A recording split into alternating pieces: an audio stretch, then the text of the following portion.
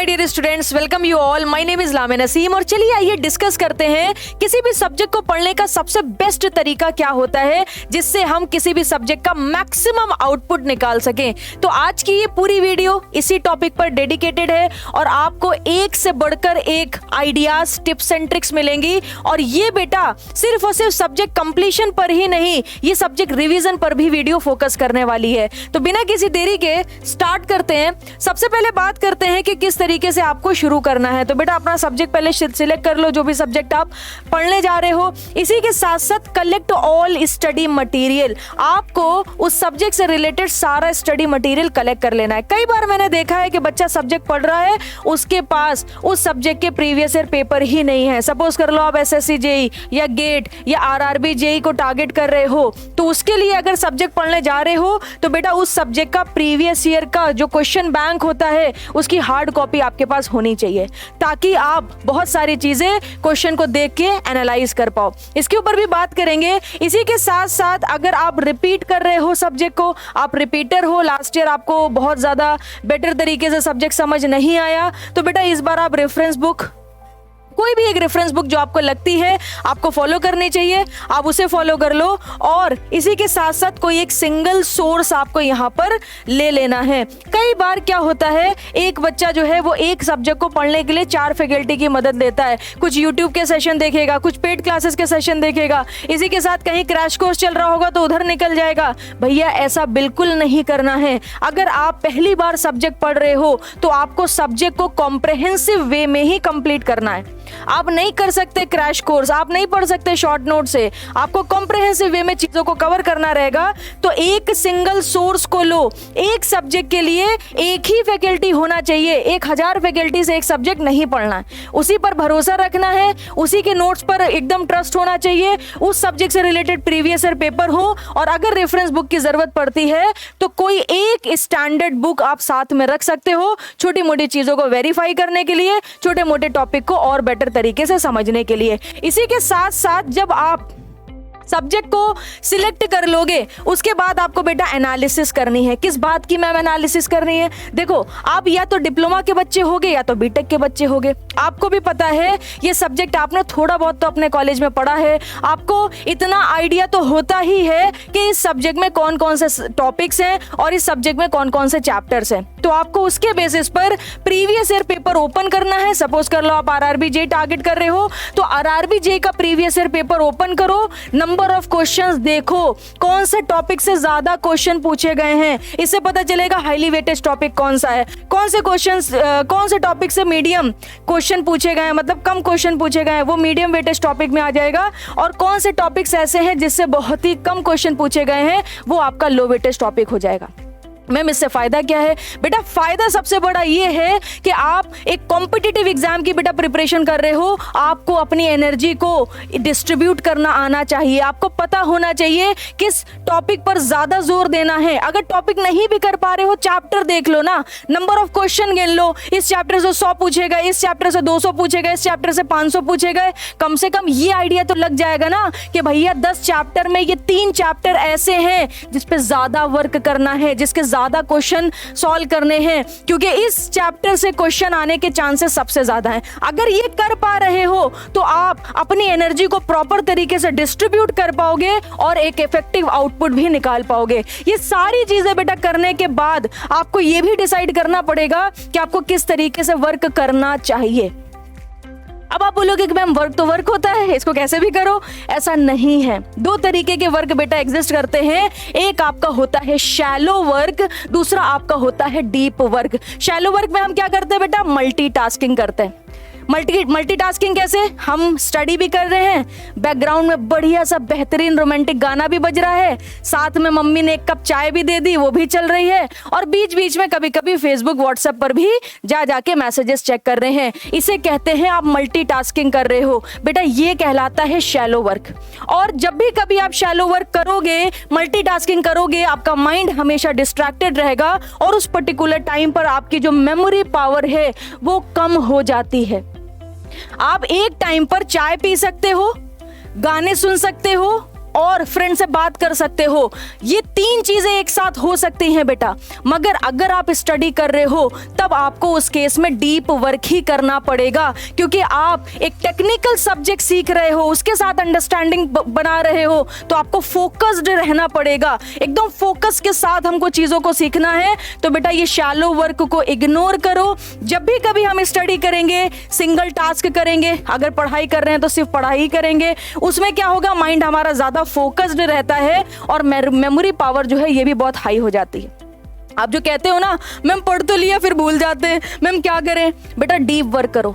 जितना ज्यादा आप फोकस्ड रहोगे उतना ज्यादा टाइम तक आप कंटेंट को अपने माइंड के अंदर सस्टेन करा पाओगे, ठीक है ना। तो ये चीज आपको करनी है, शैलो वर्क को इग्नोर करना है और डीप वर्क पर फोकस करना है। इसी के साथ साथ सब्जेक्ट शुरू करने जा रहे हैं। हमने चैप्टर्स को देख लिया, हमने टॉपिक्स को देख लिया, हमने नंबर ऑफ लेक्चर्स, जो भी सिंगल सोर्स हम फॉलो कर रहे हैं, मास्टर के जो भी शेड्यूल है उसको चेक कर लिया। उससे हमें एक आइडिया लग जाएगा ये सब्जेक्ट हमारा कितने दिन में कंप्लीट होने वाला है। उसी के बेसिस पर आप सारे काम को नंबर ऑफ डेज में ब्रेक कर दो और जिस भी दिन का काम होगा एक रात पहले बैठ के आप उस दिन को प्लान कर लोगे। इसी के साथ साथ पॉसिबल टारगेट्स बनाना, ये बहुत बड़ी बात है।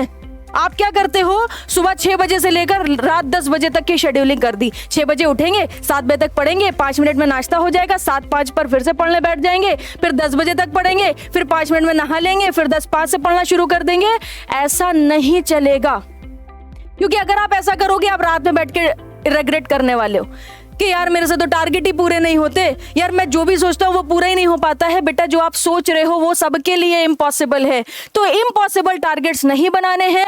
प्रॉपर नींद लेनी है, 6 से 7 घंटा सोना ही सोना है। उसके बाद बचा हुआ जितना भी टाइम है वो सब स्टडी में डाल दो, क्योंकि ये लाइफ चेंजिंग प्रोसेस है। किसी भी कॉम्पिटिटिव एग्जाम को क्रैक करना एक लाइफ चेंजिंग प्रोसेस है। तो पॉसिबल टारगेट्स बनाओ और अपने डे को प्लान कर लो। इसी के साथ साथ आप जहां पर भी आप पढ़ोगे उस जगह को फिक्स कर लो।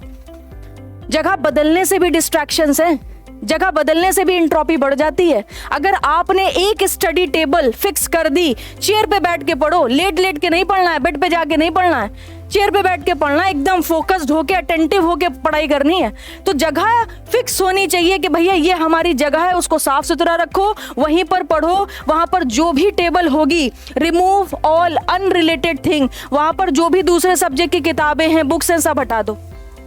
अगर आपने एक सब्जेक्ट डिसाइड करा, उसी सब्जेक्ट का प्रीवियस ईयर पेपर वहां होना चाहिए, उसी सब्जेक्ट की नोटबुक होनी चाहिए, उसी सब्जेक्ट की रेफरेंस बुक होनी चाहिए। ये हैं छोटी छोटी चीजें, मगर जब साथ में कंबाइन होती हैं एक बहुत ड्रास्टिक इंपैक्ट क्रिएट करती हैं आपकी लाइफ में, तो ये आपको करना है। इसी के साथ अगर मोबाइल दिक्कत देता है, मोबाइल डिस्ट्रैक्शन लाता है, साइलेंट कर दो पढ़ाई के टाइम पे। नहीं साइलेंट से काम बन रहा है, स्विच ऑफ कर दो। अगर उसी मोबाइल पर पढ़ाई कर रहे हो तो सारी सोशल मीडिया की एप्स निकाल के फेंक दो मोबाइल से, ताकि कोई भी डिस्ट्रैक्शन ना है। आपका डिस्ट्रैक्शन आपके हाथ में है, आप खुद से डिस्ट्रैक्ट होते हो, कोई दूसरा आपको डिस्ट्रैक्ट नहीं करता है। Focus on daily task.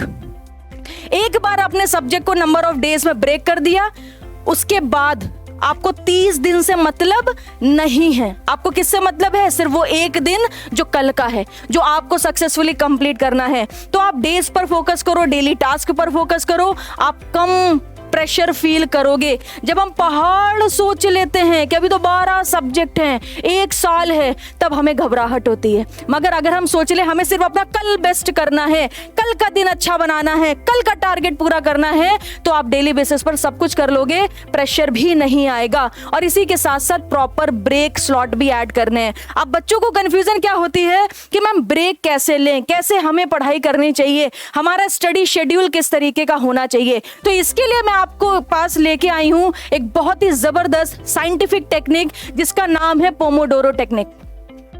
अब ये क्या है भैया, पोमोडोरो क्या है? तो मैं आपको बताती हूँ। पोमोडोरो टेक्निक हमसे कहती है कि जो भी टास्क आपने बनाया है, सबसे पहले आप 25 मिनट का स्लॉट बनाओ। 25 मिनट फुल कंसंट्रेशन के साथ आप स्टडी करो, फिर 5 मिनट का ब्रेक ले लो, 30 मिनट हो गए। फिर 5 मिनट के ब्रेक के बाद 25 मिनट का स्लॉट बनाओ, फिर 5 मिनट का ब्रेक ले लो, फिर 25 मिनट का स्लॉट बनाओ, फिर ब्रेक ले लो, फिर 25 मिनट का स्लॉट बनाओ और फिर ब्रेक ले लो। कितने स्लॉट बनाए बेटा? कितने स्लॉट बनाए?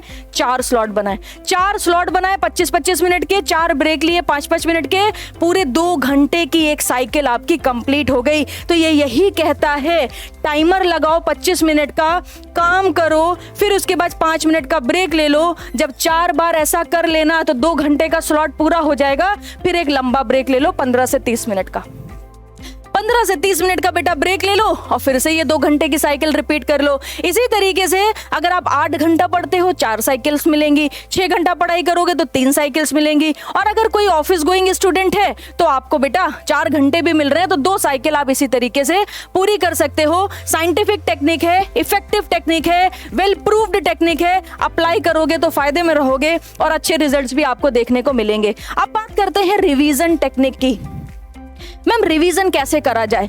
तो बेटा देखो, सबसे पहली टेक्निक, ये भी साइंटिफिक टेक्निक है, प्रूफ करी गई है, लोगों पे अप्लाई करके रिजल्ट निकाले गए हैं। इसे हम लोग बोलते हैं फिनमैन टेक्निक।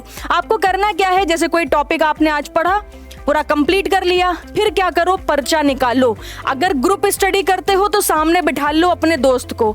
अगर घर में कोई नहीं है, अलोन स्टडी करते हो तो पर्चा निकालो और उसी टॉपिक को पढ़ाना शुरू करो। सामने मान लो कोई बच्चा बैठा है, मान लो कोई बच्चा बैठा है और आप उसको पढ़ाना शुरू करो। आपने टॉपिक को स्टार्ट कर दिया कि ये है, ये है, ये है। अब जैसे ही आप पढ़ाना शुरू करोगे तो आप चीजों को रिकॉल कर रहे होगे। जैसे ही चीजों को रिकॉल करोगे आपको तुरंत पता चल जाएगा कहां पर कौन सी चीज मैं भूल रहा हूं पढ़ाने के टाइम पर और कहां पर कौन सी चीज याद है। इसी के साथ साथ आपको यह भी पता चलेगा कि कोई भी कंसेप्ट को मैं कितना बेटर तरीके से समझ पाया हूं। तो फिनमैन टेक्निक कहती है choose a concept to learn. सबसे पहले वो कंसेप्ट चूज करो, उसको सीख लो। टीच इट टू योरसेल्फ और समवन एल्स। या तो आप अपने आप को टीच करो या तो अगर कोई है साथ में उसको सामने बैठाल के उसको सिखा दो वो कंसेप्ट, आपका भी एकदम पक्का हो जाएगा।